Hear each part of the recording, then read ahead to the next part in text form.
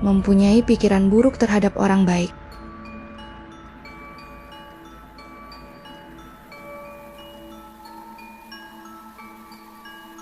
Saat Bodhisatta mengumpulkan parami, contohnya sebagai Pangeran Vesantara mendanakan istri dan anak-anaknya, tindakan ini sangat di luar nalar kita sebagai umat awam, dan bisa membuat kita berpikiran buruk. Apakah pikiran buruk ini akan menghasilkan karma buruk? Ya, jawabannya ketika kita salah menilai orang baik, itu karma buruknya besar. Ya, banyak yang terjadi dalam lingkungan sehari-hari. Kita salah menilai orang. Jangankan orang yang mengumpulkan parami, yang orang biasa pun, kalau kita salah menilai, ternyata dia itu niatnya baik, ya dia tidak ada niat jahat sama kita. Kita salah nilai, kalau salah mengejas bahwa dia itu salah atau dia jahat, itu karma buruknya besar. Ya, ada salah satu sutanya, Buddha mengatakan itu, ketika seseorang tanpa mengamati, tanpa memeriksa terlebih dahulu, menilai seseorang yang baik dengan penilaian yang salah, itu akan menghasilkan karma buruk yang sangat besar, dan akibatnya itu luar biasa. Mereka akan disiksa di dalam neraka. Itu ada penjelasannya di dalam salah satu sutta. Makanya kita nggak bisa menilai orang, jangan sembarangan menjudge seseorang. Sekali lagi, ya itu kan ada istilahnya di umum, menzolimi orang baik, ya itu. Nah makanya nih di lingkungan Buddhis juga ini bahaya sekali sebenarnya. Dari sisi pemberian dhamma, ya dari sisi berdana kepada orang-orang yang berlindung kepada Buddha, Dhamma, dan Sangha, itu nilainya lebih baik. Itu ada di dalam salah satu sutta. Berdana atau berbuat baik kepada mereka yang berlindung pada Buddha, Dhamma, dan Sangha, itu karma baiknya besar. Dengan asumsi karena mereka murid Buddha, maka mereka banyak melakukan kebaikan. Mereka menjaga sila, mereka mengendalikan dirinya. Nah, nilai-nilai itu yang membuat kebajikannya besar. Nah, kalau kita balik, bagaimana kalau kita benci sama orang-orang yang punya kualitas itu, atau berlindung kepada Buddha, Dhamma, Sangha, sehingga dia menjaga silanya, dia orang baik karena berlindung kepada Buddha, Dhamma, dan Sangha, dia banyak berbuat baik. Karena berlindung pada Buddha, Dhamma, dan Sangha, dia sering menjaga silanya dengan baik. Karena berlindung pada Buddha, Dhamma, dan Sangha, dia mengendalikan dirinya dengan praktek Dhamma dengan baik. Lalu kita marah sama mereka, lalu kita mencemooh mereka, lalu kita merendahkan mereka, karma buruknya besar di situ. Ya makanya di lingkungan Dhamma kita harus menjaga, kita harus bisa mengendalikan ya kilesa kita. Bahaya masalahnya. Ini kita memahami Dhamma dari dua sisi, positif dan negatif. Apalagi kita salah menilai orang yang sedang ngumpulin parami, itu manusia agung. Ya, kita salah menilai, kayak orang gila masa begitu. Waduh. Kita menilai hal yang dianggap kita merasa paling benar gitu. Sehingga penilaian kita itu berbahaya.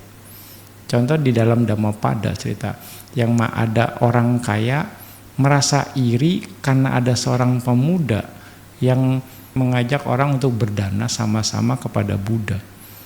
Ya, saat itu dia mengundang Buddha dan Sangha karena dia terinspirasi oleh ceramahnya Buddha tentang berdana, tentang berbuat baik, sehingga dia langsung berinisiatif mengundang Buddha dan Sangha dalam jumlah yang besar. Ya. Lalu dia berpikir saya akan mengajak masyarakat di sini untuk sama-sama berbuat baik. Dia senang hati, bukan untuk menunjukkan kesombongannya. Saya akan memberikan kesempatan masyarakat di sini untuk sama-sama berbuat baik, mensupport Buddha dan Sangha. Tapi ada satu orang kaya yang iri hati dengan kerjanya dia. Udah nggak mampu, sok-sokan ngundang Buddha sama Sangha. Saya mau tahu bisa apa enggak gitu. Ya, orang kaya itu berpikir seperti itu. Saya mau lihat. Ya, lalu dia ngumpulin kebaikan, dia kumpulin dana. Ya, ke orang kaya ini pun dia datang. Ya, ngajak. Dia menjelaskan, saya mau mengundang Buddha dan Sangha. Anda mau ikut nggak, ikut berdana enggak? Karena ketidaksukaannya, orang kaya ini kasih sedikit bahan makanan. Nah, dia melihat orang kaya ini, dia taruh di wadah yang berbeda. Ditaruh di wadah yang berbeda dari orang biasanya. Orang yang kaya ini langsung berpikir negatif. Kenapa kok dia misahin barang saya ya? Apa dia mau umumin orang saya ini dananya sedikit aja? Dia mau umumin ke publik, nanti saya dibuat malu. Apa mau seperti itu ya? Oh, awas sampai diancam. Kalau sampai kejadian seperti itu, saya bunuh dia. Ya, dia akhirnya di hari pembagian makanan itu ke Danaka Buddha, dia udah siapin pisau. Ternyata maksud pemuda ini, karena barangnya sedikit, dia akan bagi-bagi, dikasih jatah, dimasukin ke semua makanan yang didanain. Karena sedikit itu supaya dia ada kontribusinya. Niatnya begitu. Karena sedikit. Jadi dia mau dibagi ke semua bagian yang untuk didanakan. Jadi dia jelaskan bahwa yang berdana yang tidak cukup pun kita kumpulkan dan kita masukkan semua ke semua bagian yang bisa didanakan. Langsung orang kaya ini berpikir, oh saya salah menilai orang baik ini. Padahal dia udah mau ditusuk, dia udah siapin pisau. Saya salah menilai orang baik ini, ternyata dia orang yang sangat baik. Kalau saya tidak minta maaf, kepala saya akan pecah jadi 7. Di dalam Dhammapada kata-kata itu mengatakan, kalau saya tidak minta maaf sama dia, kepala saya akan pecah jadi 7 ini. Saya harus minta maaf. Saya salah menilai orang baik. Itu pesan moralnya. Jangan gampang menilai kalau kita tidak punya data yang valid. Jangan juga mudah menyalahkan orang kalau kita tidak punya hasilnya. Kalaupun itu memang benar salah, ya sudah sebenarnya. Ya tidak perlu cari salah dan benar kira-kira. Artinya jangan sampai kita salah menilai orang. Apalagi kalau salah menilai orang baik. Apalagi dalam lingkungan dhamma, dalam lingkungan wihara. Nah, berarti sih kasih tahu ini ya.